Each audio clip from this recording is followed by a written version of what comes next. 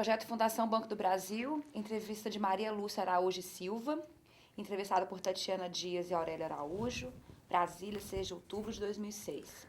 Realização Instituto Museu da Pessoa.net, entrevista número FBB-HV 035. Lúcia, muito bom dia, obrigada por ter vindo. Bom dia. Aceitar Obrigada também pelo convite. Disponha. Eu gostaria que você começasse o depoimento falando para a gente o seu nome completo, Maria Lúcia Araújo e Silva. a data e o seu local de nascimento. Eu nasci em Teresina, capital do Piauí, no dia 16 de março, período chuvoso, do ano de 63. Eu sou do dia 12. Ó, pertinho. Eu do 4. Então somos todos 4, piscianos. todo mundo no inverno, né? Lúcia, qual o nome completo dos seus pais? É Frutuoso, né, de fruto, Rodrigues de Araújo e Joana Sabina da Silva Araújo. Qual que era a atividade profissional deles? Ele da agricultura, em seguida, aliás, de uma família de agricultores, mas que se tornou comerciante. E minha mãe doméstica. Você tem irmãos? Tenho 6 irmãos, deveria ser 7, teve um que faleceu ainda criança. E qual que é a sua colocação dentre eles? Bem, eu sou a quarta. A quarta. Isso. O que eles estão fazendo por hoje? Aliás, eu queria corrigir, né? São 5 irmãos, né? Deveriam ser 6. O que eles estão fazendo? Fala um pouquinho sobre isso. Bem, uma bateu retirada de Teresina para Brasília, né? É a mais velha, mas ainda se formou em curso superior de odontologia em uma universidade pública, né, do Piauí, e está, né, morando, residindo, constituiu família em Brasília, também como um piauiense. E um outro segundo está no Ceará, morando em Fortaleza, né, trabalha como taxista. O terceiro fica em Teresina também como representante na área comercial, representa a venda de peças, de veículos. O quarto também, aliás, o que já é depois de mim, entra na mesma área, né, junto com esse irmão que trabalha com representação. E o último, o mais novo, ele também mora em Brasília, né, na área comercial, mas como empregado de escritório. Lúcia, você passa a infância em Teresina? Toda a infância, nascida e criada em Teresina. Conta um pouco dessa infância pra gente, como era Teresina na sua infância, do que você gostava de brincar. Pois bem, nossa família tinha mais ou menos 5 anos, né, de residência na capital, vindo da região semiárida, né, os dois de municípios que extremam com o Ceará, né, são regiões bastante críticas. E eu nasci na periferia urbana ali daquela capital e vivia em casa, não era de viver, né, na interação com muita vizinhança. Na realidade, era muito limitado por rigor, né, da família. Meu pai, principalmente, ele preferia encontrar e ter todo mundo em casa, né? E minha mãe também, como uma pessoa vinda do interior, ela também pouco interagia com a vizinhança, apesar dos dois terem boas relações. Mas eles preferiam, né, e cuidavam de ter as crianças dentro de casa e, como dizia meu pai, né, teriam que estudar para não passar o que ele passou. Aí, nesse sentido, a gente era orientado sem muito acompanhamento, porque eles tinham muitas limitações. Minha mãe mal iniciou o primário à sua época, quer dizer, basicamente se alfabetizou para fazer a sua assinatura. E meu pai, né, que se estendeu um pouco mais, mas também se limitava à leitura. Então, a gente se voltava aos estudos, né, no sentido de garantir a superação, né, dos problemas postos por eles, né, da vida do interior para a capital, para buscar uma nova vida, e que a gente deveria estudar. Então, eu brincava mais em casa. E como tem uma diferença grande de idade minha e da minha irmã, e aí terminava que ela também era a primeira e era mais estudiosa, não promovia a relação das mulheres de casa, né, para brincarem. Então, ajudava em casa, né, a minha mãe, e ao mesmo tempo estudava e era mais reduzido o tempo de brincadeira. E você ficou em Teresina a vida inteira, assim, essa infância inteira, até que idade mais ou menos? Não, eu sempre morei em Teresina. Você nunca saiu de lá? Nunca saí de lá. Legal. Eu só mudei, né? Tive 2 residências em Teresina. Nós morávamos numa região sul, né? Também na periferia.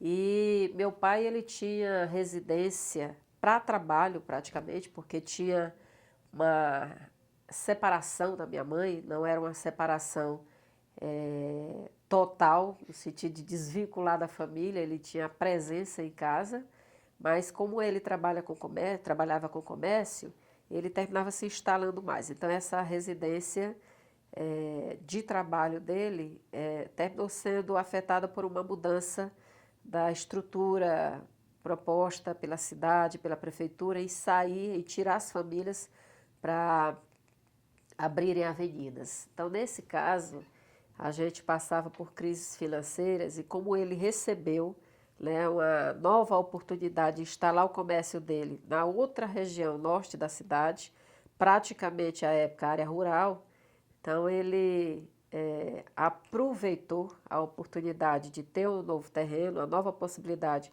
de uma casa que, por sinal, muito mais simples, né, transferiu nossa residência total, né, para que na negociação ele pudesse reforçar o comércio dele, que já estava numa fase muito crítica de falência. Então, foi um problema que gerou uma oportunidade que não gerou muitas vantagens, mas tirou da crise e do aperto. O seu pai fazia comércio com o quê? Era a venda de bebida, legumes, cereais, Tipo comércio, mercadinho. Tipo mercadinho. Secos e molhados.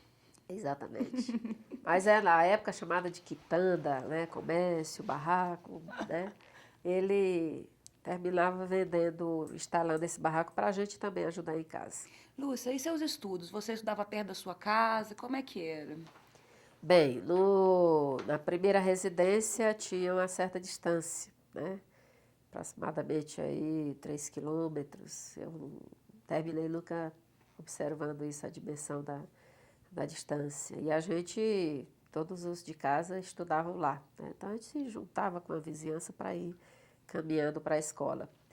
E na outra residência já ficou bem mais perto, né? Talvez a metade, né, do caminho, 1/3, alguma coisa assim.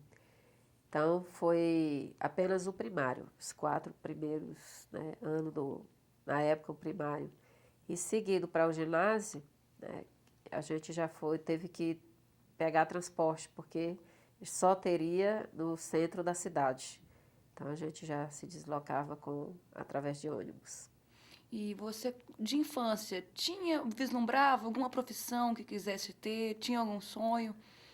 Não, Alguma na carreira? realidade a gente era incentivado a estudar, né? Mas a gente não tinha muita orientação e ia estudando, né? Para ver, né, até que ponto poderia, uma hora, ter acesso ao nível que a gente tinha, era a orientação de estudar para melhorar de vida, né?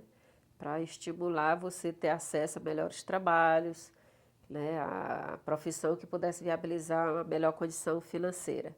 Mas, assim, a princípio, a nível de infância, a nível de até o ensino fundamental, eu não trabalhava assim com nenhuma definição profissional. Não tinha nenhum horizonte, assim, algo que despertasse o interesse. Mais claro, né? Uhum. Como é que era se divertir naquela época em Teresina? Bem, no Piauí a gente tem agora bem mais tímido, mas antes tinha um trabalho bom de Bumba Meu Boi.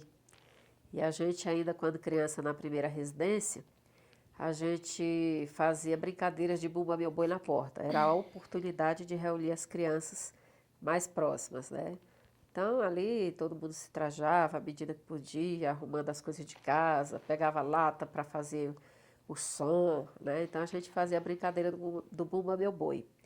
Mudando de residência, até por ser residência novas, né, pessoas, novas relações, e a gente continuava com aquele regime orientado de caseiro, né, da família, então a gente se limitava à noitinha, alguma brincadeira de contar história na porta de casa, né? Escutar os pais, os vizinhos contarem história. E aí por ali a gente ficava, porque também era orientado dormir cedo, no primeiro plano não tinha energia, né? Então não tinha uma noite longa. Então no entardecer, no final da noite. Os meninos tinham mais alternativas, porque eles jogavam bola na porta de casa, mas no caso das mulheres, a gente já tinha, praticamente inexistia a alternativa coletiva oferecida pela comunidade. Então era coisa mesmo ainda da vizinhança. Brincando ali. E o curso científico, você muda de escola de novo ou você continua na mesma escola que você fez o ginásio? Bem, terminando o ensino fundamental, a época chamada de ginásio, meu pai ele já fez uma interferência, né? Eu pedia, a exemplo da minha irmã mais velha, ela teve a oportunidade de fazer o chamado científico, né? Que é o segundo grau, que hoje é o médio. Então, ela sempre foi muito estudiosa e eu me espelhava e ia acompanhando, né?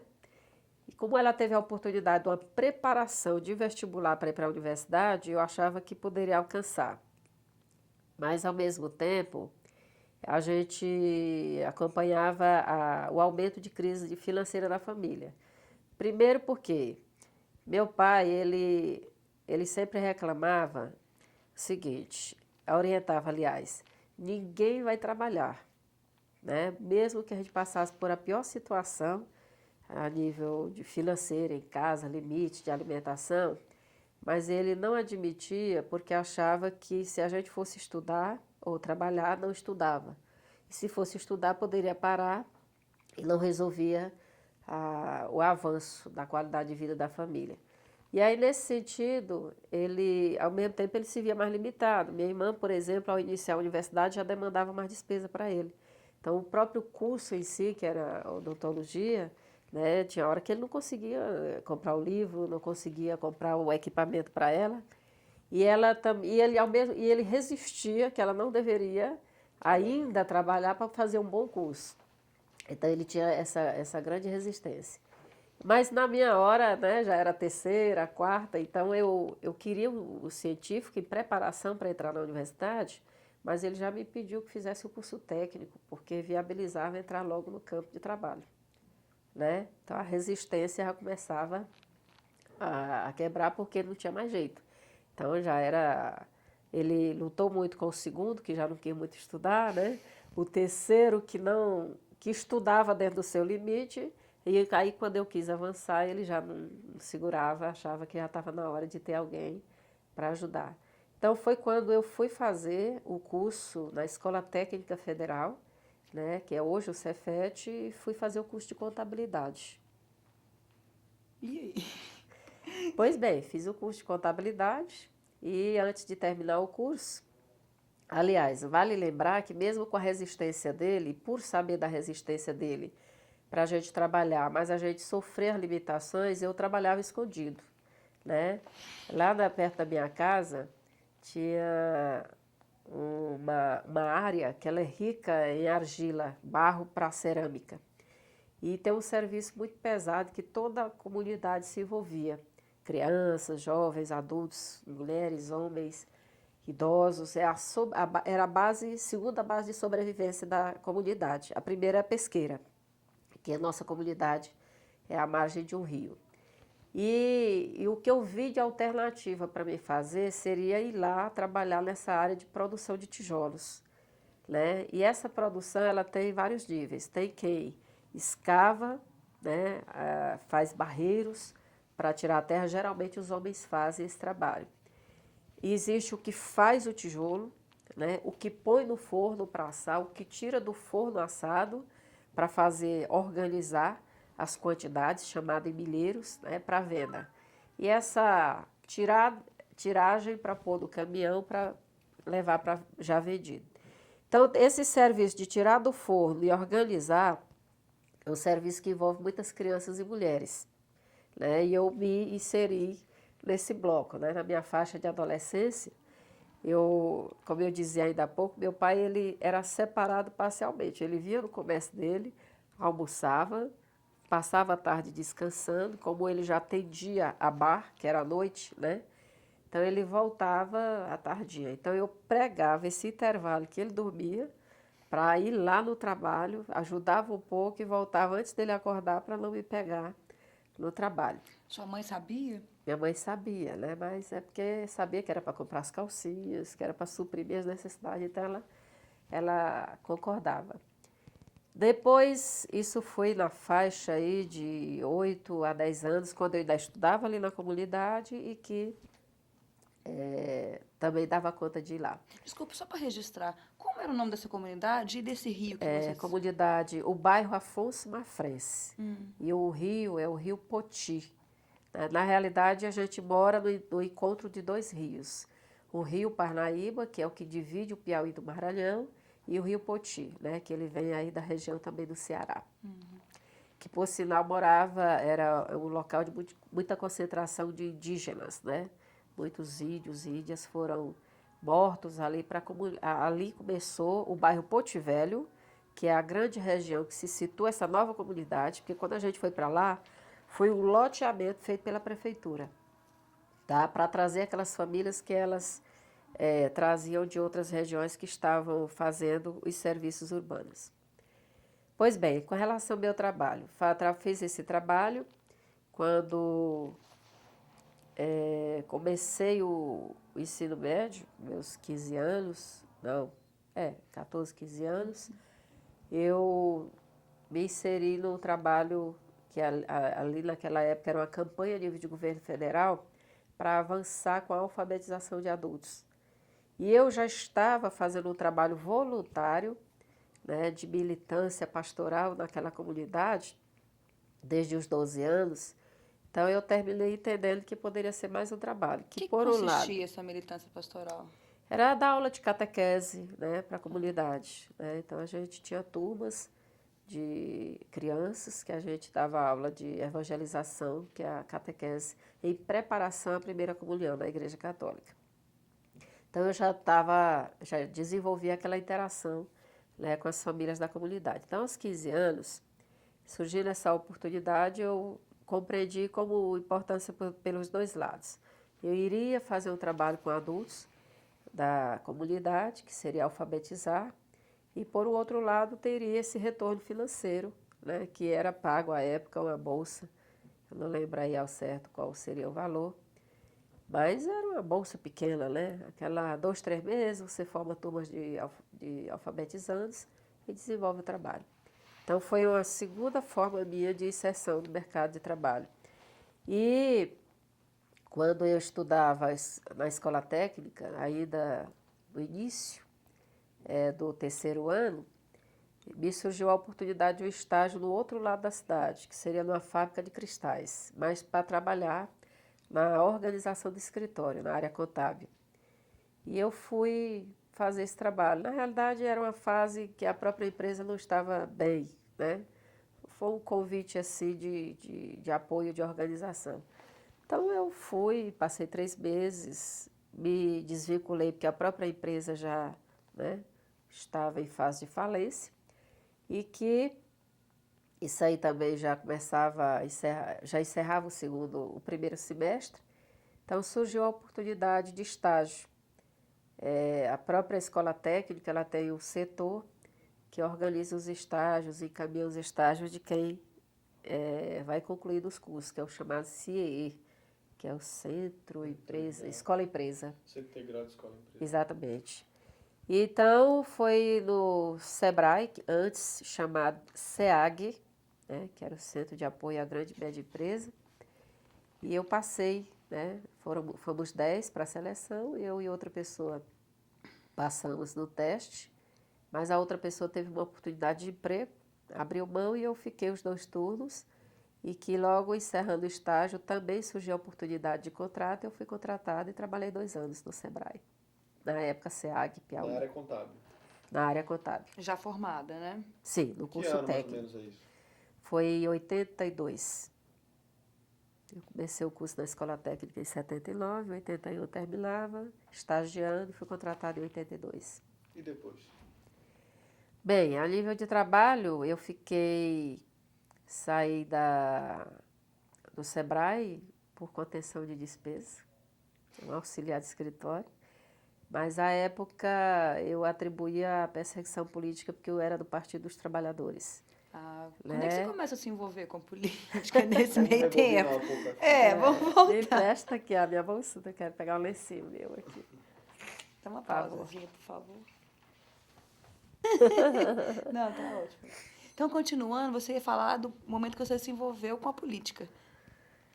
Pois é, eu faço a leitura de que quando eu comecei a fazer o trabalho pastoral, a meu ver, já era um trabalho político, né? Eu sempre trabalhei a minha participação pastoral nessa perspectiva. Não que eu já tivesse essa consciência, aliás, não poderia nem ser perspectiva, mas ela foi muito política também. Eu não conseguia fazer uma aula de catequese que fosse só a leitura da Bíblia, da forma como estava, e fazer só a leitura mística, da espiritualidade. Eu sempre fazia uma relação com a realidade, né?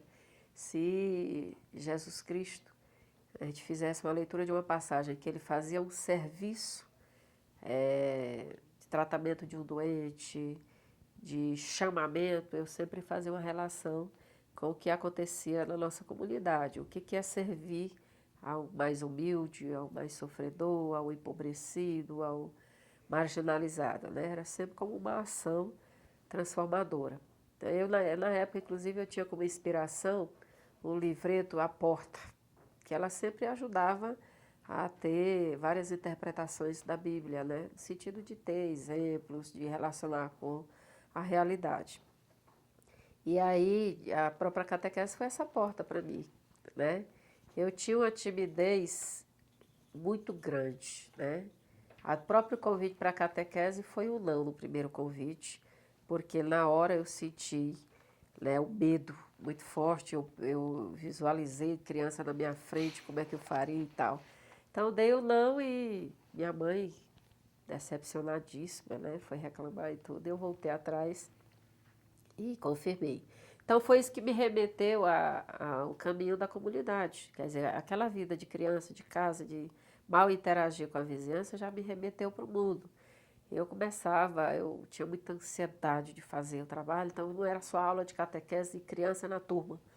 Além de remeter para as leituras, interpretações, eu também interagia com a família, tinha que visitar, tinha que conhecer, Então, foi esse caminho dentro da Igreja Católica, através da catequese, e em seguida fui ser orientadora de crisma, e já era um trabalho com a juventude, e daí eu entendi que teríamos que fazer algo mais na comunidade.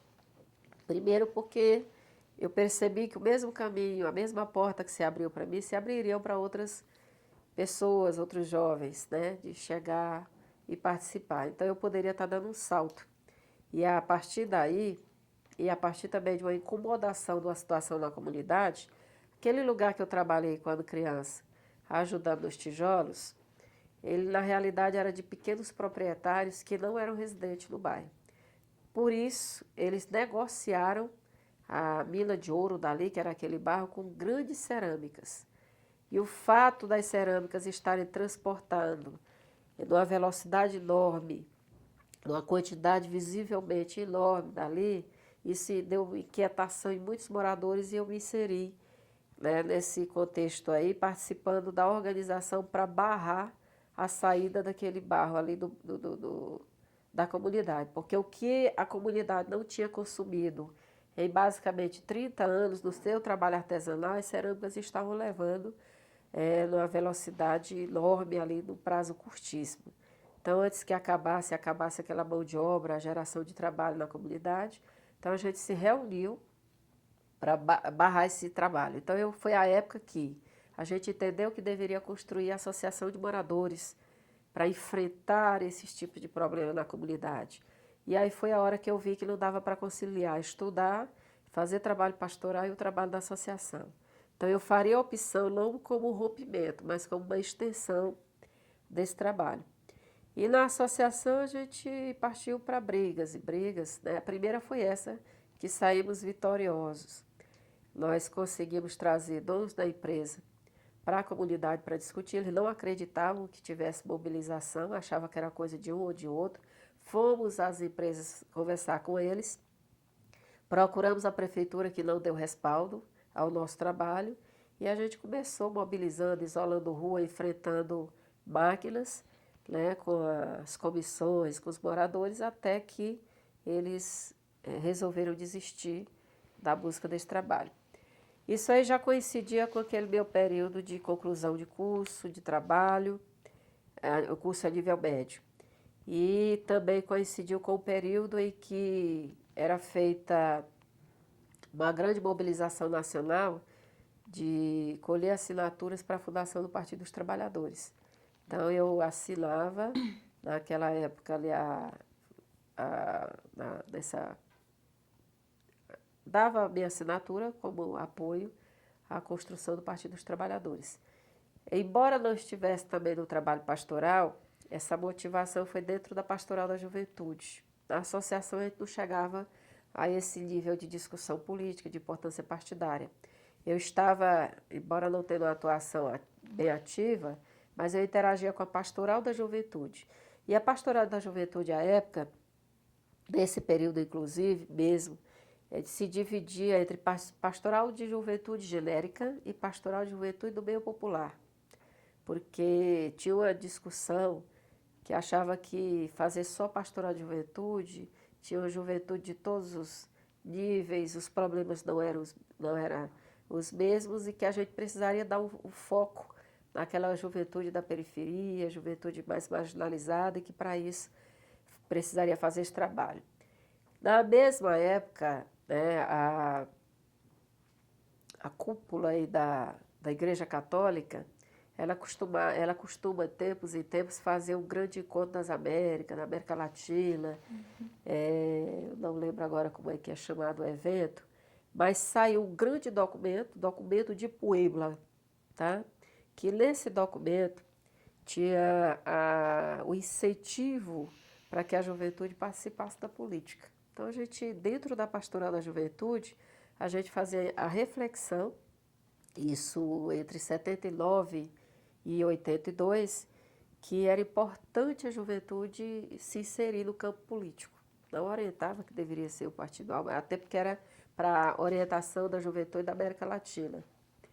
Foi a época que a gente fez essa filiação, construção do partido, filiação, e iniciou a participação do PT. E você foi mandado embora, você acredita? Pois é, então eu empolgadíssima, andava com a minha estrelinha, né, na roupa, só falava em PT e tal, mas assim, cumprindo meu ritual de trabalho, né, entendendo eu que não estava misturando, não estava ferindo o espaço, né, mas eu fui entender melhor isso depois, porque meu salário não era motivo de contenção de despesa, não iria, apenas eu fui demitida, né, então a crise não era a ponto, porque não foi demitido mais do que uma, e eu na época era auxiliar administrativa. Então tinha todo o corpo, né, de funcionários, que não era só naquele escritório, era do Estado. Então a contenção de despesa, que primeiro não justificou, né? Segundo, que quem tinha relações de emprego e garantias de estabilidade, a gente percebia que geralmente tinha um vínculo, né, com setores políticos. E eu não tinha com nenhum que tivesse poder, né, de intervenção na empresa. Então, foi a minha conclusão de que realmente eu era uma carta, era um peixe fora d'água, né? Eu tinha minha competência, minha capacidade, mas não interessava a eles manter uma referência que expressava claramente a sua marca política. A sua família apoiou esse engajamento? Se engajaram com você? Foram contra? Foram a favor? Na realidade, minha mãe foi quem me incentivou à época para ser catequista. Eu acho que ela não entendia que eu, né, pegasse essa trajetória. Ela sempre teve dificuldade porque essa trajetória começou a me levar a participações externas, viagens, muitas reuniões, e isso, de certa forma, para ela, que é uma pessoa caseira, que queria a família em casa, começou a inquietar. Mas também ela nunca foi de dizer para sair, rebater, né? Achava que eu exagerava, né? Que realmente da simples aula de catequese para estar promovendo barreiras na comunidade, organizar associação.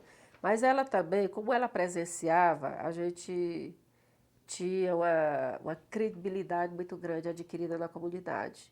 Então, eu acho que, em contrapartida, ela terminava se sentindo bem com esse reconhecimento, porque ela seguiu também a trajetória da igreja. Então, como dentro da igreja a gente tinha um trabalho reconhecido, embora saindo para a associação, as pessoas sempre fizeram referência, que bom que a gente estava na presidência da associação, depois que a gente saiu da presidência ficava chamando para continuar, porque era importante o trabalho que a gente tinha feito e tal.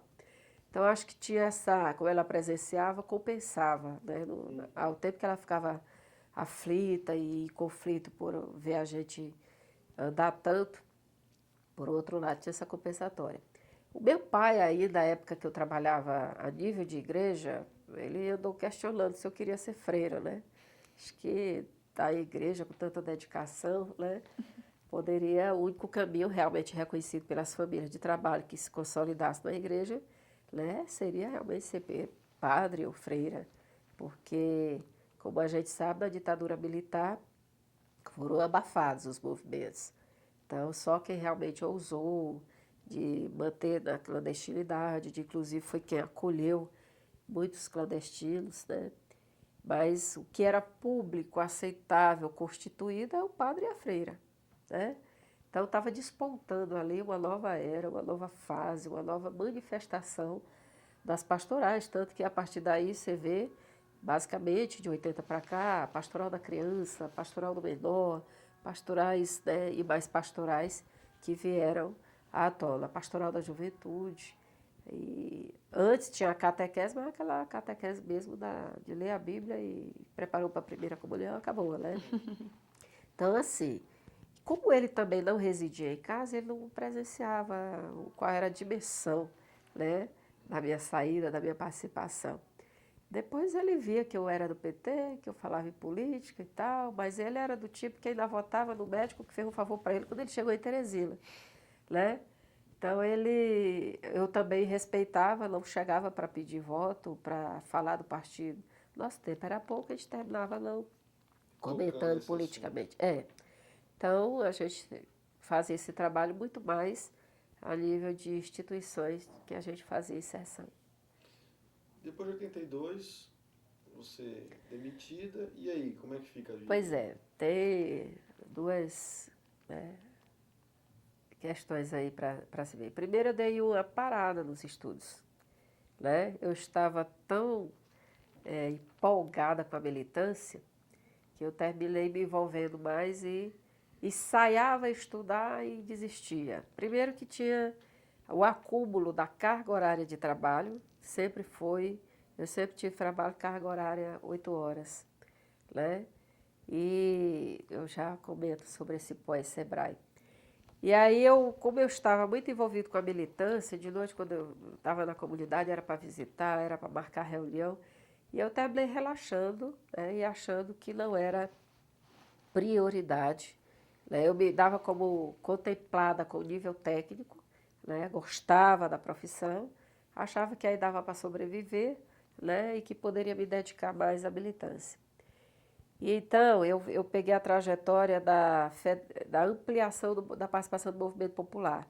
Deixava de estar só na Associação de Moradores para também constituir a direção de Federação de Associação de Moradores do Estado. Ao mesmo tempo que a gente criava, né, participava de movimentos, de eventos do movimento negro, e a gente resolveu também, com outros colegas da militância, constituir um grupo que é chamado Grupo Afrocultural Coisa de Negro, né? E aí a gente começou a ter essas duas instituições de referência da militância e da participação, Movimento Negro e Movimento Popular de Bairro. E parando de estudar, eu começava um cursinho, não terminava, me sentia cansada mesmo pelo acúmulo, a correria, e relaxei. Com relação ao trabalho, aí eu passei mais ou menos 10 anos, mais ou menos não, 10 anos, sem, de fato, me inserir de volta né, na área... 10 anos só militância? Militância, trabalho e militância. Então, eu, do Sebrae, eu passei mais ou menos... Não, no mesmo ano teve um teste, né, eu fui procurar emprego. Aí achei um teste na fábrica de Coca-Cola, Piauí. Isso já era na região que eu morava. Fui para lá, fui aprovada e fiquei na área de escritório. 2 anos depois também, né, me convidaram a sair da empresa. E vale lembrar que eu também não, lógico, né, principalmente da empresa privada, eu não dou justificativa. Mas eu também entendi, né, que novamente a marca política interferia, porque lá todo mundo sabia que eu era do Partido dos Trabalhadores, né? Eu não criava nenhuma situação de dizer que estava mobilizando, que estava, né? Mas assim, publicamente eu declarava.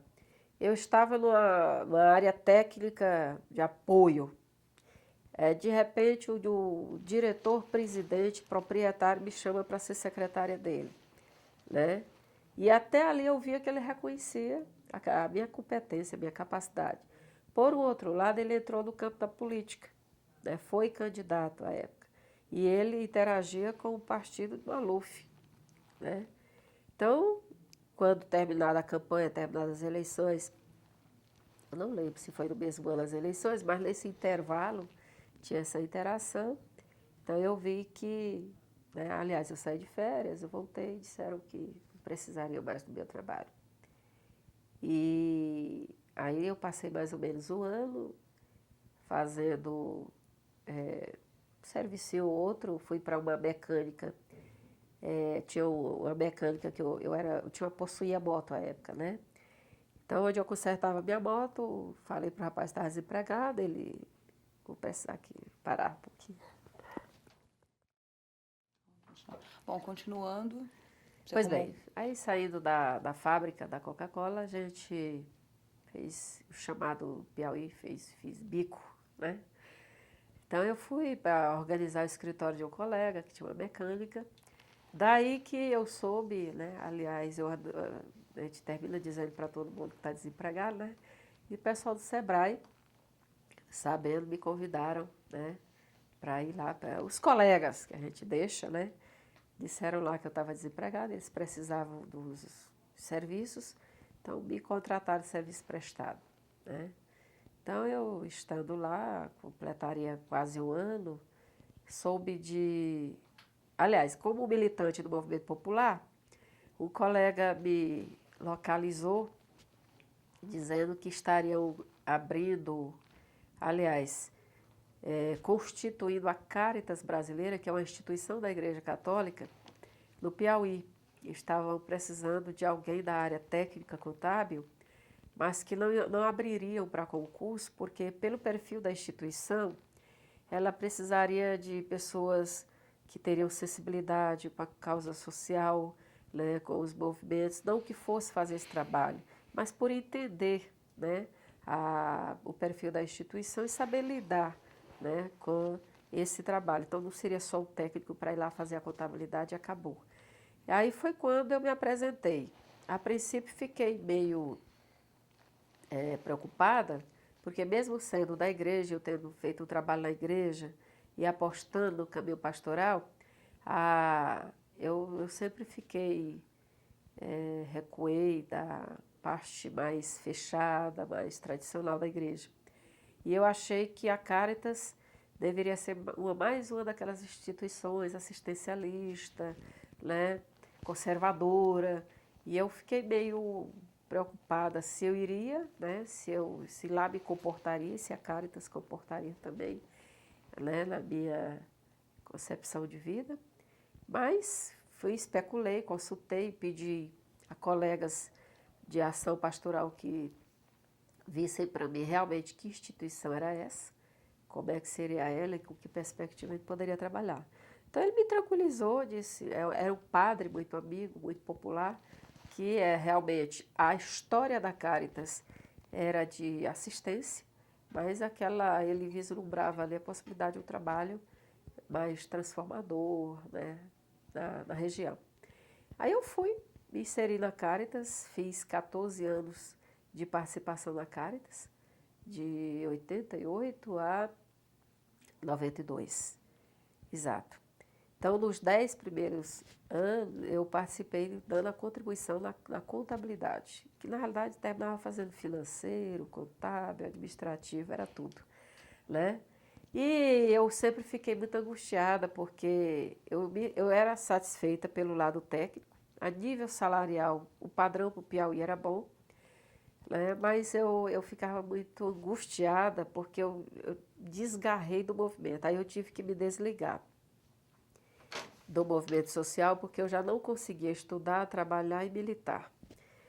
Pois bem, mas meio a esse caminho... Você vai fazer curso superior nesse período? Aí é isso que eu digo. Meio a esse caminho, eu me despertei na minha reflexão que não estava correto, né, parar o estudo, até por força da militância. Isso foi quando? Foi em 90. 90 você... Exatamente. Aí eu vi que, olha, pela inserção da gente no movimento, a gente viu que despertar da consciência é importante, a disposição de lutar pelos seus interesses é importante, mas a gente percebia ali na luta dos trabalhadores que faltavam contribuições, né? Faltavam contribuições que poderiam ser técnicas, de gente comprometidas com aquela causa. Na hora de organizar, de planejar, de viabilidade de projetos. Então, a gente percebia que tinha uma grande deficiência. E se o movimento continuasse assim, ele iria ter dependência de técnicos estranhos ao projeto maior, né? Por que não a gente pudesse fazer, se capacitar para dar esse tipo de contribuição? Então, a gente percebia até porque tinham colegas comprometidos que já estavam limitados a dar a contribuição para a dimensão que o movimento tomava. Foi quando eu entendi que deveria fazer um esforço a mais, recuar do movimento a nível de militância para estudar, né, numa perspectiva de oferecer essa formação para retorno ao movimento. E foi por isso que eu escolhi ciências sociais, né? Porque eu achava que era uma área de interesse do movimento, que eu me identificava, né, porque tem muitas outras áreas que interessam ao movimento, acho que não tem nenhuma que não desperte interesse, que não seja, né? E que aquela ali eu me identificava, né? Então eu fiz a opção, tive a felicidade de passar, né, no vestibular para a Universidade Federal e cursei aí mais ou menos um período de 5 anos, né? Que eu ainda me sinto vitoriosa porque eu nunca deixei de trabalhar 2 turnos, né? Conseguia combinar com a Cáritas algumas saídas, não podia marcar muita disciplina no horário do trabalho, mas também a instituição era flexível, né? Desde que eu desse conta do meu trabalho. Você formou quando? Formei em 2002. O que é isso? Deixa eu calcular direito aqui, né? Eu tinha dito que tinha feito o vestibular em 92. Não, eu me formei em 98. Na realidade, a diplomação foi em 99, por conta desses ajustes de calendário, tinha tido greve, mas foi no período de 98. E eu tive um período suspenso por tratamento de saúde, eu tive um problema na perna, tive que vir para Brasília, fiz uma cirurgia, terminei passando 6 meses. Teve outros 6 meses que foi praticamente anulado por greve, né? E aí foi um ano, 2002 para 98, 5 anos. Né? Mas durante o curso, faculdades, universidades sempre tem DAs, DCEs. Sim. Você não, mas aí eu não me envolvi porque era questão de limite mesmo, né? Eu mal ia para a universidade, né, com muita limitação mesmo de tempo. Já não bastava a limitação pessoal, porque foi um recuo muito grande, né? Vinha de uma escola pública, né? Passei muito tempo sem estudar, tive muita dificuldade, e até pela proposta do curso, né? Eu costumava brincar e fui oradora da minha formação e eu tive que encaixar o que eu sempre brincava, que os professores exigiam demais, queriam que a gente entendesse o que estava nas entrelinhas, quando eu não conseguia entender o que estava nas linhas, né? Então, assim, era muito limitada por força do tempo, e era limitada pela minha formação toda, né? Então, eu fui ter acesso a muitas leituras ali no curso superior, até porque a militância poderia ter oferecido isso, mas eu terminei sendo ativista demais, né? E não procurei acesso, né, a aprofundar estudos que poderia ter sido uma grande base para meu curso. Mas a própria militância foi uma grande base, né? Porque eu encontrava ali nos livros muitas coisas que se somavam àquilo que eu encontrei, né, no campo. Na Caritas, eu tive essa mudança. Durante o tempo que eu estava na contabilidade, né, eu externava que tinha vontade de participar, né, de fazer algum tipo de trabalho, e surgiu a oportunidade, primeiro, de substituir uma colega que precisou se ausentar por um período, licenciar. Então, eu fui a campo, né, e já deixei bem claro que aquilo me satisfazia demais, que numa primeira oportunidade eu pudesse estar sendo transferida de área. Em 97, surgiu o chamado efeito, bem mais dado mais visibilidade, do efeito El Niño, que previa uma grande seca, né, e tal.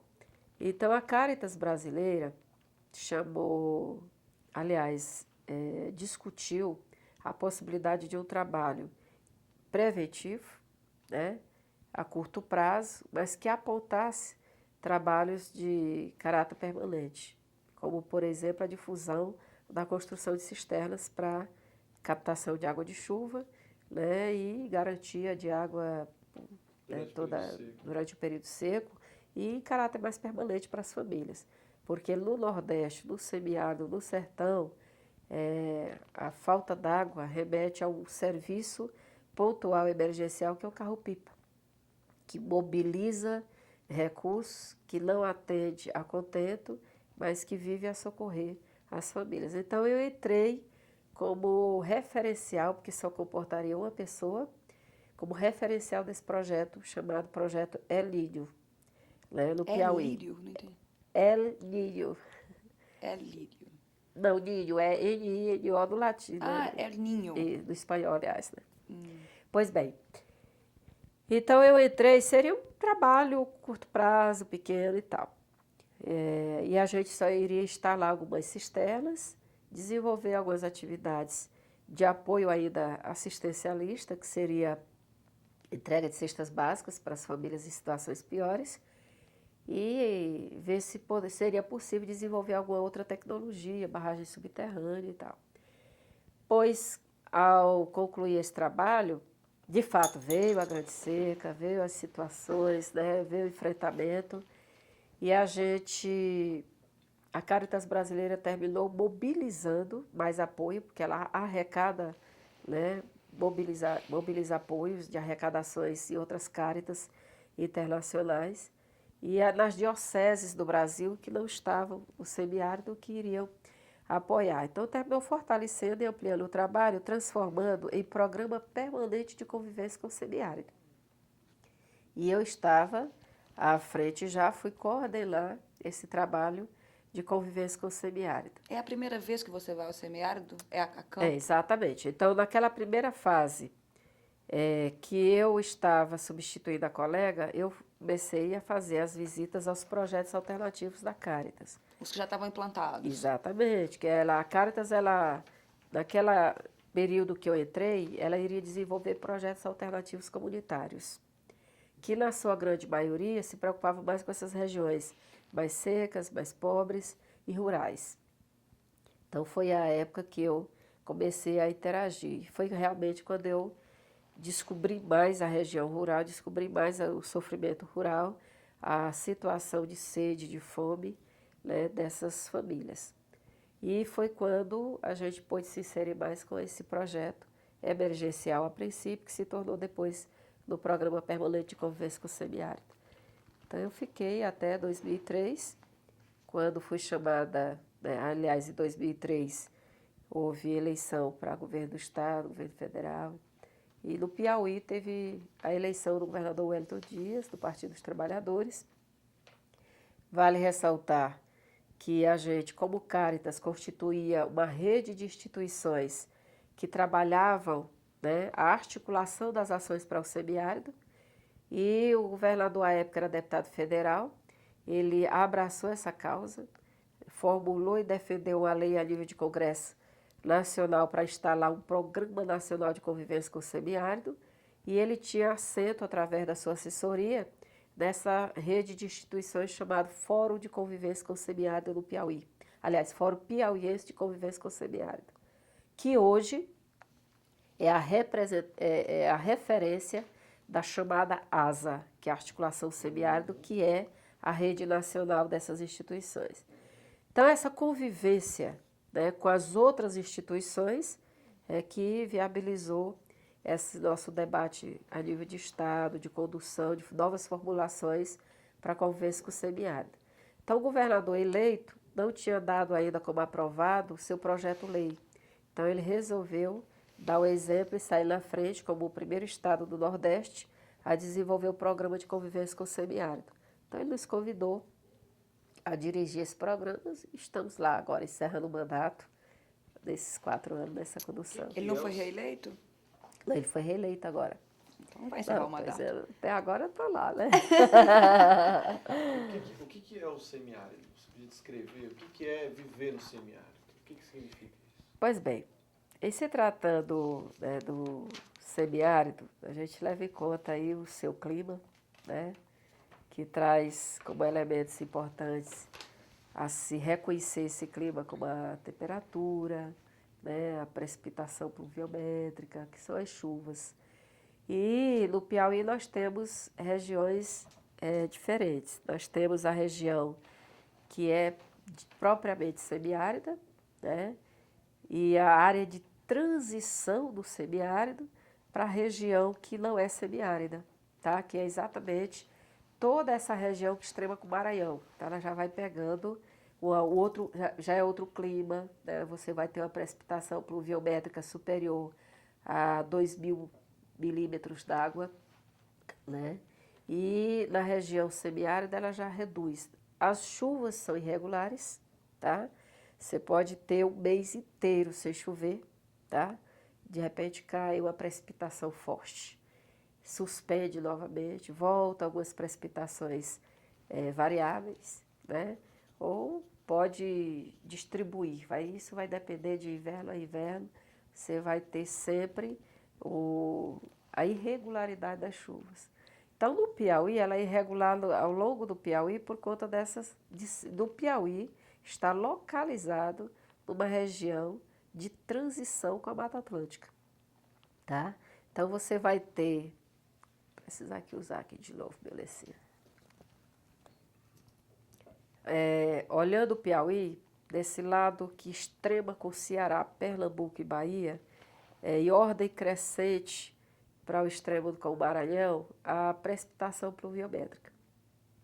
Então, você vai ter região ali que chove em média de 400, 600 milímetros d'água. Então, durante toda a acumulação de inverno. Então, você vai encontrar no extremo do Maranhão 2.000 milímetros, tá? De acumulação de chuva ano, tá? Então, ela tem a fase semiárida, que é a região localizada no cristalino, que é uma região do solo, né? De cristalino de fato, que você não vai encontrar água no subsolo. Se você perfurar poço, vai ter dificuldade de encontrar água. Se encontrar, pode não ser boa para o consumo humano. Então, você já vai pegar o meio do Piauí, a área de transição. Ora, você vai encontrar o solo bom, né, com boas vegetações. Vale lembrar que a outra marca da vegetação da região semiárida predomina a caatinga, tá? Que são aquelas plantas resistentes a essa regularidade das chuvas, resistente às secas. Então, você vai ver também a alteração dessa mata, dessa mesma trajetória. Então, ela vai melhorando, mudando, aliás. Não quer dizer que a caatinga seja ruim, que tenha outra mata melhor, muito pelo contrário. Então, as diferenças do solo, da vegetação e do clima, tá? Então, você vai ter essa alteração em todo o Piauí. Na área de transição, você vai encontrar municípios com melhor precipitação pluviométrica, com a mistura, né, da vegetação, e isso por consequência da precipitação e da qualidade do solo, que é toda uma relação, né, do solo, clima e vegetação. No Piauí, exatamente por estar numa região de transição, existe uma dificuldade da delimitação, tá? Você não pode dizer que esse município B, que está na região semiárida, ele é totalmente semiárido. Então, foram feitos estudos para ver o que predomina naquele município, né? E para isso, primeiro a gente, quando começou o governo, tinha todo o desencontro de informações. A Defesa Civil, ela delimitava a semiárido daqueles municípios que, por força da irregularidade da chuva, das secas, das situações de emergências, decretavam situação de emergência ou estado de calamidade, né? Então, ela tinha um marco, tá? Você ia para a Secretaria de Meio Ambiente, tinha outro marco. Você chegava na Secretaria, no EMATEC, que é o Instituto de Extensão Rural, tinha outro marco. Tinha uma coincidência grande de municípios, mas tinha uma margem, né, que não coincidia. Então, com essa preocupação, a gente, do Estado, para iniciar o trabalho com um programa permanente com vesco semiárido, teria que ter um terreno delimitado, né? Também não seria camisa de força, dizer, eu só vou, né? Se área de transição, a gente iria admitir as diferenças, as dificuldades, mas precisaríamos delimitar a nível de governo. Então, nós resgatamos, né? Não precisou pesquisa nova, uma pesquisa encomendada pela SUDENE, ainda em 82, apoiada pelo CNPq e pelas universidades federais de todo o Nordeste.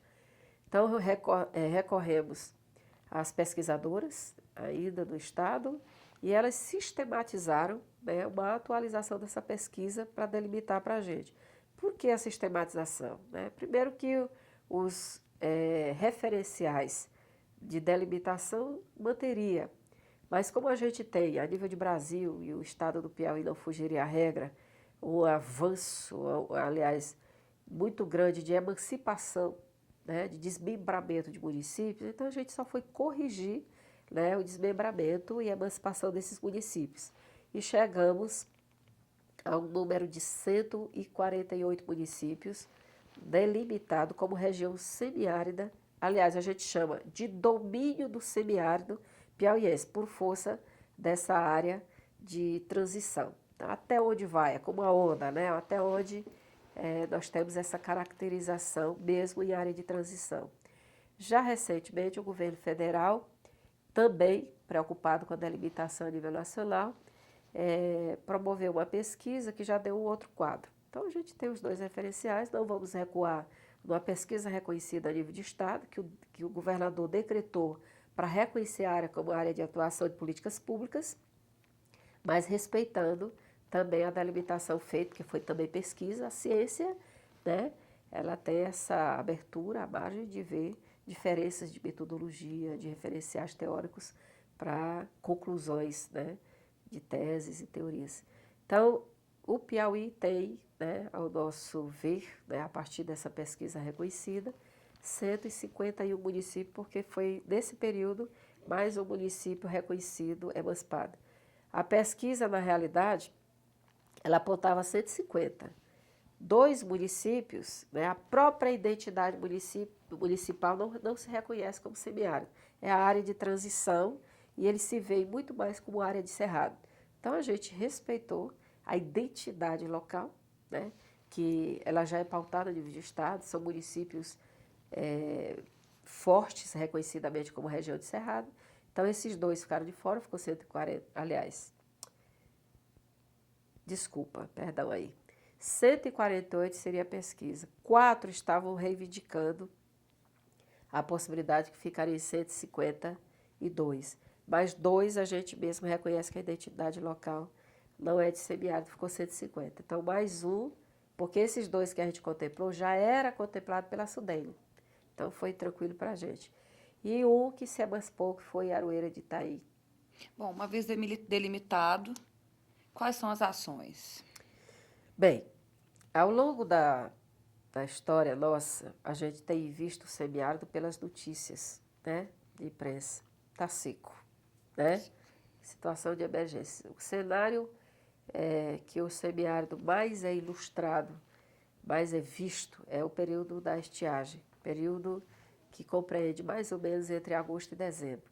É quando exatamente se configura a baixa das águas, onde tem água de superfície, né? Porque evapora, porque acaba, porque as pessoas realmente consumiram, ou choveu pouco, nem acumulou. Então é onde se decreta a situação de emergência. A situação de emergência, ela é decretada nem tão só pela falta de água, mas pela perda produtiva. E isso dá para saber já entre maio e julho, porque a safra, o plantio e a colheita das famílias rurais da região, ela acontece entre janeiro e abril, né? Durante todo o período chuvoso vai plantando e vai colhendo. Então já dá para saber, mas ela se agrava e se consolida a situação ou de emergência ou de calamidade a partir desse período. Então ela vem para o cenário público, né? E vem como uma terra seca, uma terra de mortalidade infantil, uma terra de perda produtiva, uma terra de sede, uma terra de sofrimento. Vendo esse cenário exposto, ele é pauta política para mobilização de recursos. O primeiro recurso é para a água, e a água chega através de carro-pipa. Então, historicamente, né, a situação de emergência é mobilização de carro-pipa.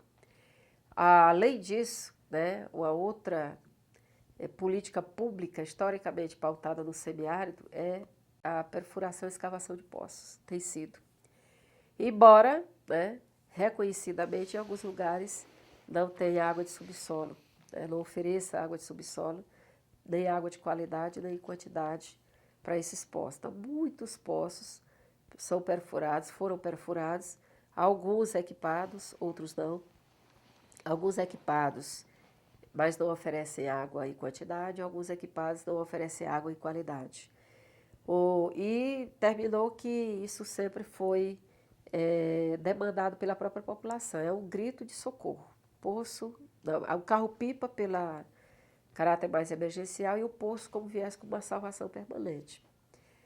E o outro de socorro é a cesta básica, né? E também os serviços, né? Serviços de emergência que ao longo do tempo foram contratados para cavar açudes, barreiros, barragens, e serviços de limpeza de estradas. Então, como emergencial também. O programa, quando se começou esse governo, e a criação do programa de convivência com o semiárido proposto pelo governador, foi no sentido de mudar, né, a avançar com esses serviços. Primeiro, não se deixaria de prestar socorro, né, e nem de implementar essas obras se necessário fosse, mas mais cautela na perfuração de poços, perfurar onde fosse realmente reconhecido que ali daria um resultado permanente. Até porque a área de transição ela vai oferecer essa condição. Mas, reconhecidamente, seria implementado o trabalho das cisternas, porque as cisternas, como foi acompanhado, difundido, né, por essas instituições que a gente tinha constituído o Fórum de Convivência com o Semiárido, e já era uma difusão e uma pauta nacional, então esse governo priorizou a construção de cisterna, porque já estava, né, sendo algo de interesse da população e reconhecido pelo governo como uma tecnologia apropriada. Por quê? Ao se estudar a precipitação pluviométrica, se percebia que era uma precipitação satisfatória para captar e guardar.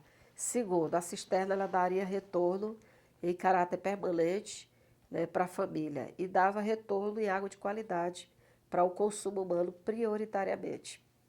Não se deixaria de construir os barreiros, as barragens, os açudes. Mas uma outra medida, além de captar água de chuva, porque é uma unidade familiar, era de distribuição das aguadas públicas, né? Nós temos regiões críticas que têm grandes barragens com espelho d'água, com acumulação d'água enorme, e que a população em torno não tinha acesso. Então, esse governo procurou priorizar a distribuição dessas águas a longas distâncias e prioritariamente para as sedes desses municípios, que é o que a gente chama das áreas urbanas, as áreas das cidades. Então, foi feito o trabalho de adução, que são adutoras, né, que levaram a água da barragem Petróleo de Portela, situada na Serra da Capivara, município de São Raimundo Nonato, que distribuiu para 11 municípios atenderem a área urbana, as residências com água dessa barragem. As cisternas do Piauí, elas chegam no ano de 2006 a uma margem, a uma barreira de 20 mil cisternas em todo o estado, na região semiárida, desenvolvida pelo governo federal, implementadas no estado, tanto pelo governo do estado, como pela sociedade civil, que é o Fórum Piauiense de Convivência com o Semiárido. Está atendendo aí uma média de 100 mil pessoas em toda a região semiárida. O outro trabalho, que é para resultado a longo prazo, é de educação contextualizada para a convivência com o semiárido. Na realidade, a própria cisterna, ela traz uma carga pedagógica importante.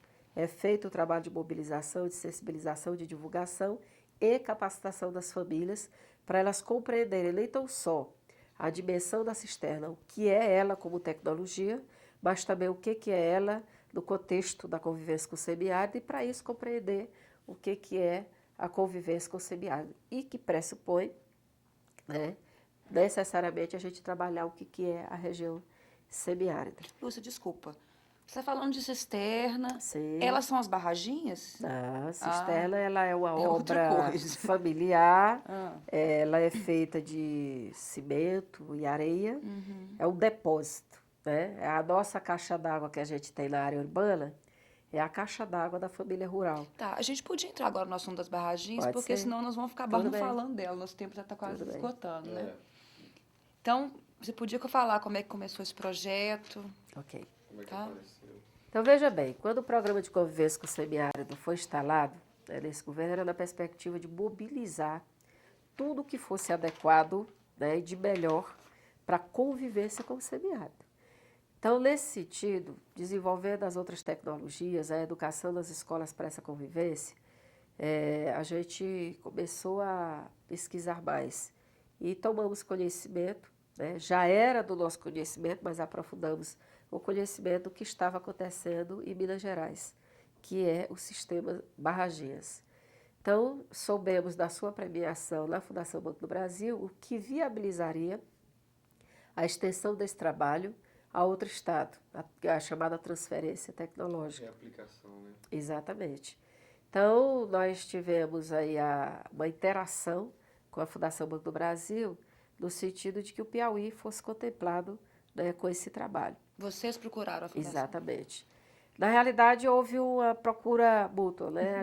A Fundação Banco do Brasil, né, sabia do interesse do governo do estado em difundir tecnologias apropriadas e o governo do estado tomou conhecimento, né, dessa premiação e dessa possibilidade, então se candidatou, né, a levar para o Piauí esse trabalho e a Fundação atendeu prontamente, levando ao nosso conhecimento, né, mais aprofundado dessa tecnologia. Então, levou o doutor Luciano Cordoval, que é o autor do projeto e que desenvolve, tem todo um acúmulo no estado de Minas, foi nos visitar junto com a equipe da Fundação Banco do Brasil, para que a gente pudesse apreciar, né, a proposta, a possibilidade, e a partir daí elaboramos o projeto apoiado pela Fundação e elegemos os municípios, que foram 12, dentre eles 10 que se propõem a se tornarem modelos de convivência com o semiárido, modelos municipais,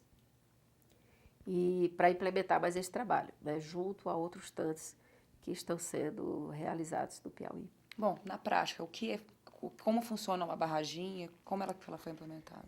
Pois bem, a barraginha, ela é uma obra simples, né, e que deve captar água de chuva, né, numa perspectiva de filtração na terra. Ela não é para oferecer água de superfície, nem para a família consumir, nem para os animais.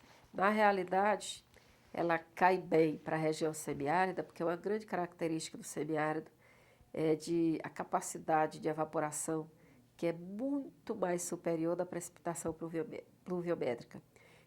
Para se ter uma ideia, a capacidade média de chuva na região crítica do semiárido é de 500 milímetros, e ela tem uma capacidade de evaporação de 2.000 milímetros. Então, por isso é que fica muito seco, né? E a gente costuma dizer que chove mais para cima do que para baixo. Eu vou precisar ir fechar de novo. Então, as barragias, né, ao trazer essa perspectiva de filtração, então ela é a sabedoria, né, dessa tecnologia, é de guardar, né, e evitar a evaporação. Então, ao tempo que se guarda ela infiltrada, guardar água infiltrada na terra, ao tempo que não evapora, ela vai viabilizar uma maior capacidade produtiva da terra. Aquela terra que secava logo, porque a água, né, era chamada pela evaporação, ela guardando, ela pode alimentar as raízes das plantas e viabilizar mais produção durante o ano.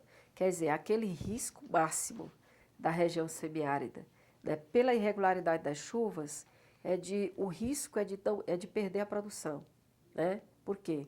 Porque ela só aproveita o período que chove, é aquela chuva, aquela água de superfície. Ao guardar, ela vai alimentar melhor, garantir mais capacidade de resistência das plantas, da produção e por aí. E perenidade, né, para a produção agrícola. Exatamente. Então, o primeiro é que a barragem ela é construída em áreas, a orientação é de que seja área de declives. Então, você evita a erosão, feitas com as enxurradas. Tá? A gente pensa que não tem enxurradas, né, lá no Nordeste do semiárido, por ser tão seco, mas tem, né, por conta dessas quedas de água de chuva irregular. Então, evita a erosão, evita, né, o arrastar dos micro-organismos. Nesse caso, você mantém o solo mais alimentado, guarda a água, né, além de vitalizar, de potencializar a produção, ela também, né, ao médio e longo prazo, pode contribuir, né, com a melhora da água do subsolo, né, e como resultado final, o fortalecimento das próprias microbacias, das bacias e por aí vai. Bom, é uma escavação em área de declive, o que mais? Exatamente, a obra em si, né, ela é em área de declive para evitar essa erosão, para acumular e para infiltrar a água, para viabilizar a produção. E geralmente, né, ela não é uma barragem isolada, ela é um sistema de barragias. Você pega todo o terreno, a propriedade, e você articula, né, o posicionamento dessas barragias no sentido de uma contribuir com a outra. Ela pode ser em sequência. A primeira, no plano mais alto, ela vai conter, e como ela contém, ela segura, né, a evolução, né, a distribuição da água para a segunda, que vai melhorar mais ainda a acumulação na outra que estiver mais baixa. E se são 3, 4, né, mesmo que você coloque duas paralelas, você trabalha um perfil afunilado, por exemplo, onde a terceira, quarta, ela pega o potencial de 2, 3, que estão numa posição, digamos, triangular, né, acima dela. Então, é toda uma área que vai ser favorecida, né, toda uma propriedade que vai ser favorecida pela acumulação da água, pela infiltração da água. E a experiência no Piauí é que a orientação, primeiro, é que a família ela deve manter a sua tradição produtiva, né? Se ela planta o milho, se ela planta o feijão, o que ela planta, ela deve manter. O que a gente quer aumentar é a capacidade, tá, de retorno dessa produção, que geralmente é ameaçada. Geralmente, ele muito pouco colhe, né, dependendo da área. Mas acrescentando-se dessa experiência, a cultura das fruteiras, né? A gente introduz nessa proposta de barragias do Piauí a plantação de fruteiras, no sentido deles introduzirem, né, no hábito alimentar, né, mais frutas. além de incentivar o desenvolvimento de fruteiras próprias da região, como o caju, umbu, né, outros produtos. Isso vai depender, no caso do Piauí, de município para município, do que prevalece de produção. Bom, ela começou a ser implantada agora em 2005. Exato. E já teve alguma produção a partir... Não, na realidade, como começamos, inclusive ao final do inverno, nós ainda estamos apenas com as obras, né, para captar água no próximo inverno e introduzir a produção, né, das fruteiras para que a gente possa medir, né, mensurar aí os resultados a partir de 2007. O que a gente já tem de resultado é resultado de processo. Primeiro que pressupõe que, mesmo sendo em propriedade privada, nessas barragias, ela é parte de um projeto maior municipal de convivência com o semiárido. Então, tem as cisternas, né, tem a produção da mandioca, a produção do milho, do arroz, do feijão, mas a gente chega ali com a tecnologia do sistema barragias como mais uma tecnologia importante para se somar aos outros esforços. Isso significa mobilização, né, organização e formação de uma nova consciência para realmente as pessoas terem mudança de qualidade de vida com o potencial e saber enfrentar as dificuldades locais com o próprio potencial. Quer dizer, não vai chover mais nesses municípios. O que aumenta aí é a sabedoria popular, com a tecnologia barragia, de saber guardar água. Então, antes ela trabalhava de uma forma muito bem rudimentar. Não, chovia, ela corria, plantava. Então, se não chovia, acabava, morria. E agora não, ela se antecipa às chuvas, como é o caso. A própria introdução do trabalho, a gente promove toda a construção agora, para prevenir, para na hora que chegar, né, as primeiras chuvas, aliás, toda a chuva que vier, ela já esteja preparada para acumular água. Então, é preventivo, é caráter permanente, é alternativo e é alterativo, que altera o modo de conviver com a região. Quantos municípios vão ser contemplados? Eu vou ter que fazer aí uma edição. Tá, continuando, quantos municípios foram? São 12 municípios, né? Para citar, seria bom? Pode registrar. Pois bem, nós temos o Piauí dividido em vários territórios, né? Dentro dessa região semiárida, de transição e cerrado. E nós escolhemos concentrar, né, num território chamado Território Serra da Capivara, que é inclusive onde está situado o berço, dizem que é do homem, mas eu digo que é de todo mundo, né?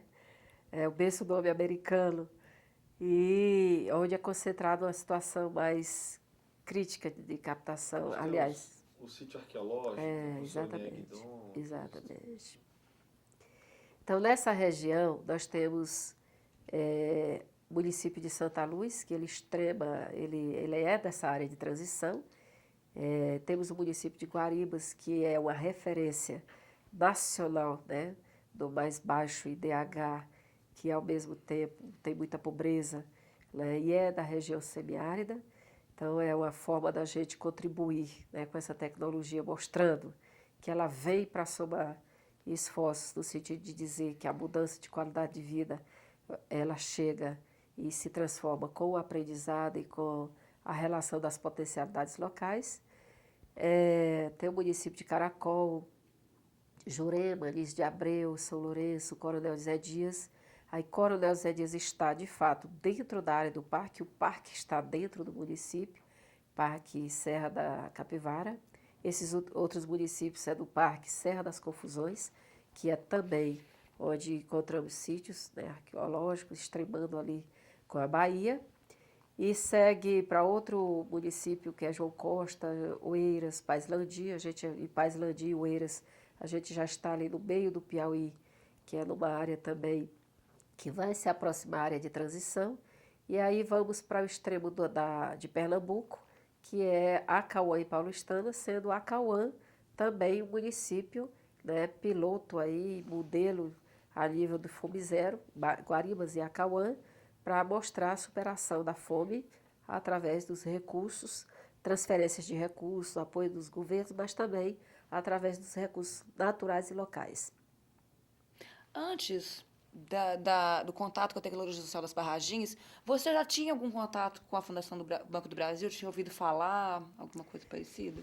Não, a gente já conhecia a experiência, né? Já tínhamos interação através de outras secretarias do governo do estado, implementando outros trabalhos, né? Tendo apoio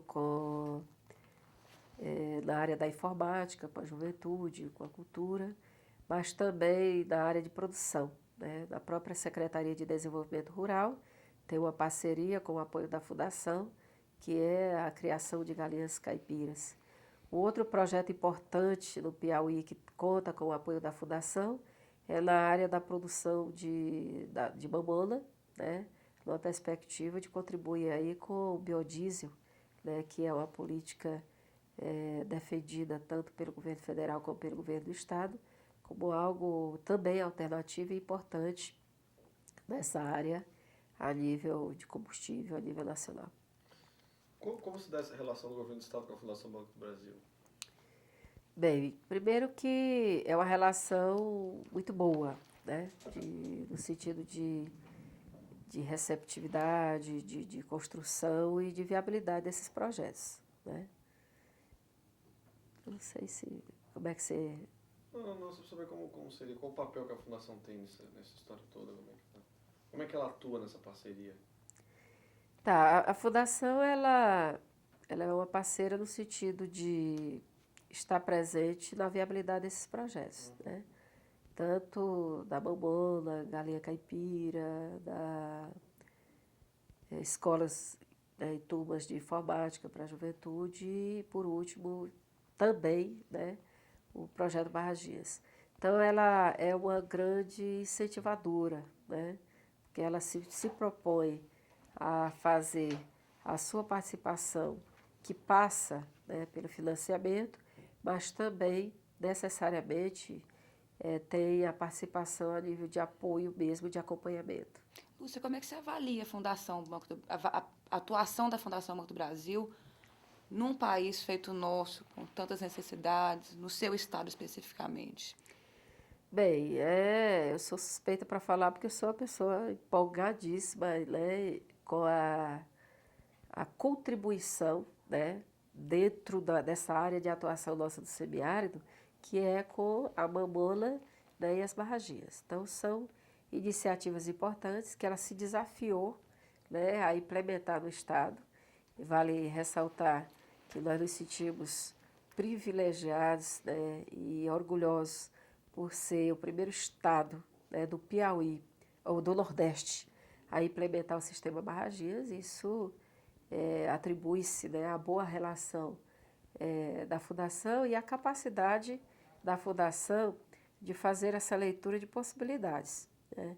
Primeiro que, ao fazer no Piauí, né, e ao fazer com esse nosso governo, sabe do compromisso que nós temos de pegar uma iniciativa, ainda que pequena, para a dimensão do Estado, para a dimensão da necessidade, mas entender a capacidade e a possibilidade de difusão dentro do próprio Estado, que, por sua vez, vai refletir, né, e contribuir com a difusão no Nordeste, né, sendo o primeiro Estado do Nordeste a trabalhar. E, sabiamente, né, a Fundação sempre esteve discutindo conosco a participação da sociedade civil organizada. Então, é o elemento importante que a gente reconhece na Fundação, essa sua compreensão, esse seu desejo, esse seu estímulo para que, fazendo um trabalho com o governo, seja um trabalho que venha interagir com a sociedade civil. Sendo feito esse trabalho de barragias com o governo que se propõe a difundir em todo o seu estado e fazer refletir para os outros estados e comprometendo a sociedade civil ela leva, né, para toda a extensão da sua atuação, como no caso da ASA, para os 11 estados que estão situados no semiárido. Então, eu vejo com essa postura, né, de mobilizar, de interagir, de colaborar, de estar presente, de financiar, de difundir, né, o que é importante numa região que possa ser importante para uma outra, eu acho e compreendo, do meu ponto de vista, de muito valor, porque são projetos, são tecnologias que a princípio poderiam se resumir a ser experiências localizadas. E a inteligência está, né, em procurar difundir, né, acho que essa tecnologia social para outros cantos, para outras experiências, e nessa perspectiva de multiplicação, eu acho de grande importância. Agora, avaliando a sua trajetória, começou na militância e agora você está podendo trabalhar com o governo e difundir para o seu estado inteiro essa uma atuação mais efetiva. Como é que você se vê agora nessa outra posição? Bem, numa posição desafiadora, né? Porque quem é governo não pode esquecer, né, que não governa para um ou outro, tem que governar para todos e todas. E tem que estar governando atento para toda a demanda, né? E tem que saber, ter a sabedoria de ter o compromisso com a sociedade, né, sem discriminar, ao mesmo tempo saber escolher prioridades, né, principalmente no nosso caso, do estado do Piauí, que tem muitas limitações, inclusive financeira, né, o potencial. Então, tem que saber, né, gerenciar os escassos, né, recursos para a grande necessidade. Então, não é fácil. Quando a gente fazia um trabalho pastoral, um trabalho de militância, você fazia dentro dos limites, você não é cobrado, né? Você, na realidade, você está porque você se compromete. E no caso do governo, a gente se compromete e a demanda vem e é necessário e você tem que atender. Então, eu me sinto, primeiro, honrada, né? Primeiro, gratificada por poder servir, me colocar a serviço de toda uma população e uma população carente, né? Esse programa de convivência com o semiárido tem um compromisso com a região que sofre, a meu ver, um dos que mais sofre. Vale lembrar que você não ter água boa para beber é o limite da vida. E na região semiárida, o que mais você constata são famílias dispersas, difusas, isoladas, né, e sem ter para onde recorrer. E, inclusive, recorrer para beber água. Então, eu me sinto, primeiro, feliz pela oportunidade, né, e me sinto desafiada a ter que fazer o esforço máximo possível para cumprir, né, o trato, o compromisso feito com a população. Como é que você podia traduzir, a gente está falando da fundação, dessa relação com o Estado, nessa experiência que vocês tiveram com a Fundação Banco do Brasil, do Banco de Tecnologia Social, e de reaplicar uma tecnologia que seria Barraginhas, e entrar também na cadeia produtiva da mamona, o caju também está chegando lá, né, essa área das cooperativas de caju. Como é que você avalia o papel da Fundação Banco do Brasil para o nosso país? Eu já fiz essa pergunta. Desculpa. Uhum. Você fez isso agora? Eu fiz essa pergunta antes da anterior. Ah, foi? Pedi pela... Nossa, eu tava... Fiz essa pergunta, desculpa. Ah, desculpa então. Não, então... Tá, então... Você poderia falar das pessoas que você tem contato na Fundação Banco do Brasil? Poderia citá-los? Tá, eu queria também ver se, não sei se vai gerar essa pergunta mais tarde, sobre os parceiros locais, né? A gente falou nas relações Tá. e tal. Então cita as pessoas e cita os parceiros locais. Tá legal. Eita, agora me escapou o nome de uma das pessoas que eu agora recentemente estava acompanhando. Mas bem, no início do trabalho da Fundação Banco do Brasil, nós tivemos uma presença importantíssima, né? Eu juro por Deus que escapou o nome da pessoa. Dr. Mário, pronto. Tá? Dr. Mário, que esteve pessoalmente, né, no Piauí, a nosso convite, por várias vezes, incansavelmente. Eu acho que por isso que a gente acha importante, né, essa abertura, a flexibilidade, a capacidade de estar presente, né, da Fundação, inclusive através de seus representantes. E a gente geralmente tem a ideia das financiadoras frias, distantes, né, uma relação bem de aprovar ou não aprovar o projeto. E a Fundação, ela construiu conosco, né, o projeto. Foi uma das coisas que mais nos levou a ter mais admiração, mais intimidade, eu poderia dizer assim, com a Fundação, porque a Fundação enviava, né, os seus representantes para estarem conosco, tirando as dúvidas via internet, presente, ia lá para o Piauí, a ponto de construir conosco, tirar dúvidas, divulgar esse trabalho. Então, o doutor Mário, ele representa muito isso para a gente, né? Ele nos trouxe esse olhar da Fundação, né? Pela sua forma tranquila, competente, presente, de construir conosco. Foi assim que a gente chegou a ter esse olhar, né, bem mais positivo da Fundação. A gente tinha a Fundação como aquela instituição longe, que a gente poderia mandar um projeto, poderia aprovar. Então, ela se tornou uma presença viva, né, muito forte e importante para a gente. Meio a isso tudo, né, tem a valorização da mobilização social, no sentido mesmo de trazer junto com a gente esse reconhecimento dos referenciais da organização populares, né? Tanto assim que hoje nós temos a parceria da ASA, que é a Articulação Semiárido, que é uma articulação nacional brasileira, que tem aí, em média, 1.000 instituições não governamentais participando dessa rede. Então, ela está representada no Piauí, através do Fórum Piauiense de Convivência com o Semiárido, que tem instituições de educação popular, instituições pastorais, como é o caso da Caritas, da Pastoral da Criança, da CPT, que é a Comissão Pastoral da Terra, e de educação popular, como é a COUP, o Centro Mandacaru, o Cefas, a Escola de Formação Paulo de Tarso, e a COTAP, que é quem representa, a nível institucional, toda essa rede de ONGs que trabalha, né, a tecnologia Sistema Barraginhas do Piauí.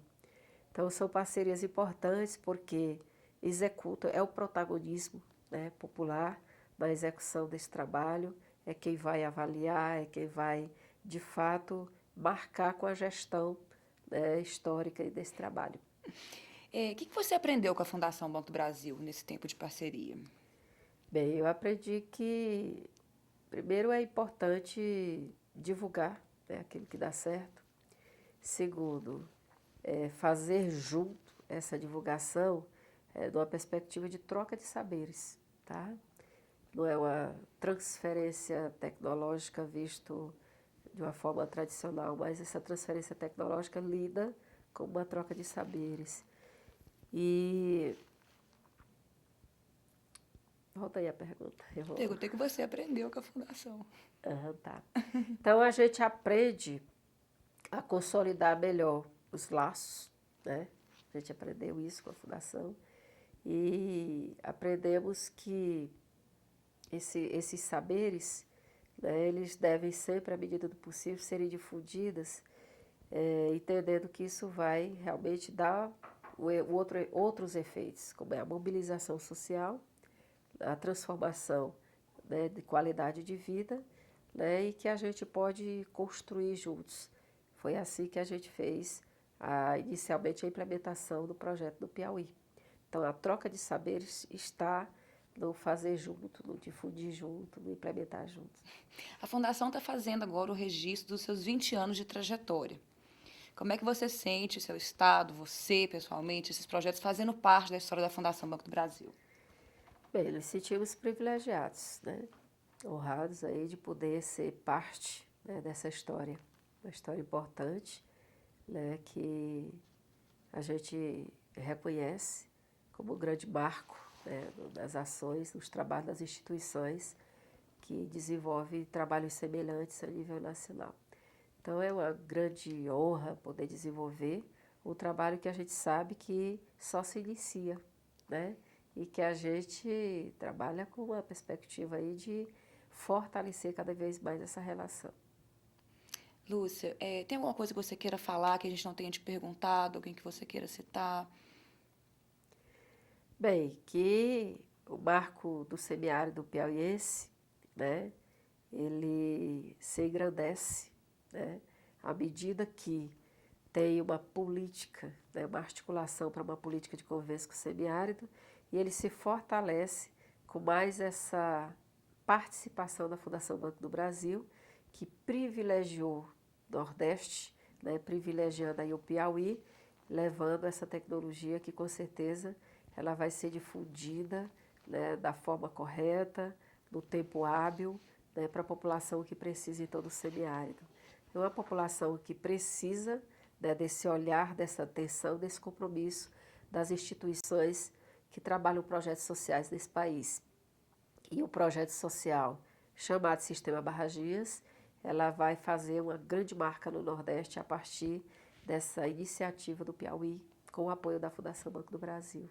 Você gostou de ter participado da entrevista? Eu estou me sentindo a estrela aqui, né? Ainda não viu Eu nada. tô adorando. Ainda veio a sessão de fotos. Então, em nome do projeto, em nome da Fundação do Museu da Pessoa, eu gostaria muito de agradecer a entrevista. Eu também agradeço.